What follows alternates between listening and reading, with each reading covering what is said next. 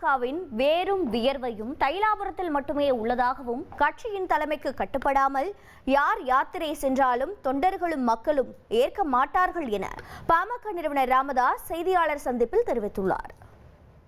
ஊடக நண்பர்களே,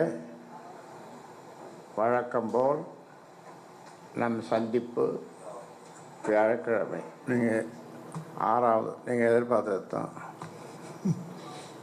பாட்டாளி மக்கள் கட்சிக்கான வேரும் வியர்வையும் பாட்டாளி மக்கள் கட்சிக்கான வேரும் வியர்வையும் எங்கே இருக்கிறது? தைலாபுரத்தில் மட்டும்தான் இருக்கிறது. சரியாக சொன்னீங்க. உங்களுக்கு நன்றி சொல்லுகிறேன் சரியாக சொன்னதுக்காக. பாட்டாளி மக்கள் கட்சிக்கான வேரும் வியர்வை தைலாபுரத்தில் மட்டும்தான் இருக்கிறது. ஒரே தலைமை தான், ஒரே தலைவர் தான்.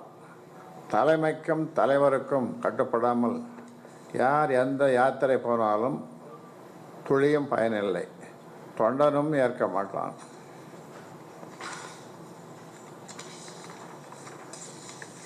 மக்களும் ஏற்க மாட்டார்கள் அல்லது பார்க்க மாட்டார்கள். காவல்துறை தலைமைக்கும் உள்துறை தலைமைக்கும் எல்லாமும் தெரியும். என்றாலும் முறைப்படி புகார் மனு கொடுத்திருக்கிறோம். ஊடகங்களுக்கும் ஒன்றை தெரிவித்துக் கொள்ள கடமைப்பட்டிருக்கிறோம். பாமக தலைவர் என்ற பெயரோடு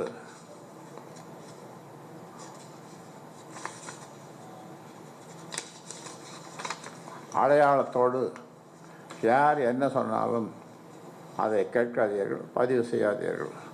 பாமகவின் நிறுவனர் தலைவராக தைலாபுரத்தில் இருந்து மருத்துவர் ராமதாஸ் இதை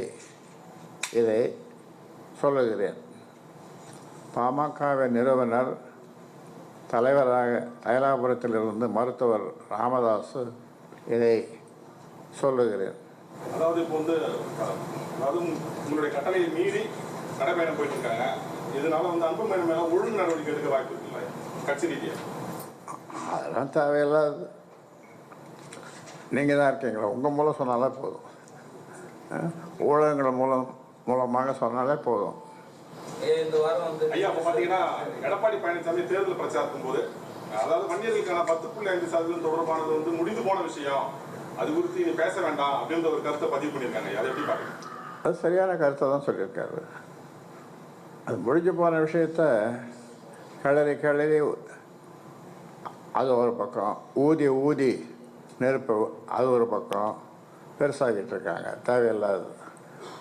யார் இந்த 20% பெரிய பயனடைஞ்சார்களோ அவர்களெல்லாம் இப்போ ஒன்று சேர்ந்து இந்த 10.5 கரைக்கக்கூடாது. நாங்கள் குறைவாக தானே கேட்குறோம். ஐயா, ஒட்டுக்கேட்பு கருவி கிளியனூர்ல ஒப்படைச்சிங்க. ஆமாம், அதில் என்ன முன்னேற்றம் இருக்குது? யார் என்ன தெரிய வந்தது? ஒட்டு கேட்கும் கருவியே கிளியனூர் இன்ஸ்பெக்டர் அந்த அம்மையார்கிட்ட ஒப்படைச்சோம். அது என்ன ஆச்சுன்னு தெரியல. நம்முடைய இந்த சைபர் கிரைம் தானே, சைபர் கிரைம் இந்திய அளவில் மிக திறமையான சைபர் கிரைம் நம்ம தமிழ்நாட்டில் இருக்குது. அவங்க நினச்சா 2 நாளில் அதை கண்டுபிடிச்சு சொல்லலாம். எனக்கு இதுவரை அது பற்றிய தகவல் ஒன்றும் அவங்க மூலமாக சைபர் கிரைம் அந்த டிபார்ட்மெண்ட் மூலமாகவோ அல்லது காவல்துறை மூலமாகவோ ஒரு பதிலும் எனக்கு கிடைக்கல.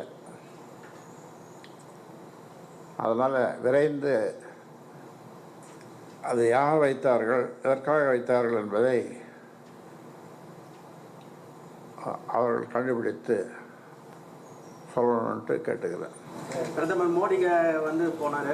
அடுத்த மாதமும் தொடர்ந்து வர இருக்கிறார் தமிழகத்துக்கு. தேர்தல் நெருங்கும் நேரத்தில் பிரதமர் மோடியின் அடிக்கடி தமிழக வருகை எப்படி பார்க்குறீங்க? ஆமாம், தேர்தல் பிரச்சாரத்துக்கு வருவார். தேர்தல் நெருங்கி கொண்டிருந்ததுனால வருவார், அடிக்கடி வருவார். அது நல்லது தானே. ராஜேந்திர சோழனுக்கு ராஜராஜ சோழனுக்கு சிலை அமைக்கணும்னு சொல்லியிருக்காங்க. அமைக்கணும் அப்படின்னு இருக்காங்க. பிரதமர் அறிவிச்சிருக்காரு அந்த கூட்டத்தில். நல்ல வரவேற்கிறோம். இப்போ தமிழகத்தில் வந்து ஆணவ கொள்ளை சம்பவங்களும் தொடர்ந்து அதிகரித்து வந்து இதை எப்படி பார்க்குறீங்க? தடுக்க முடியாமல் போலீஸார் திணறி வராங்க. அது நான் சரியாக எனக்கு அதை பற்றி ஒரு புரிதல் இல்லை. ஆணவ கொலை பற்றி ஒரு புரிதல் இல்லை. அடுத்த வியாழக்கிழமை உங்களுக்கு அதை பற்றி உங்களுக்கு புரிய வைக்கலாம். ட்ரெண்டை ஃப்ரெண்ட் ஆக்கிக்கோங்க. தந்தி டிவியின் சப்ஸ்கிரைபர்ஸ் அண்ட் ஃபாலோவர்ஸ் குடும்பத்தில் நீங்களும் இணையுங்க.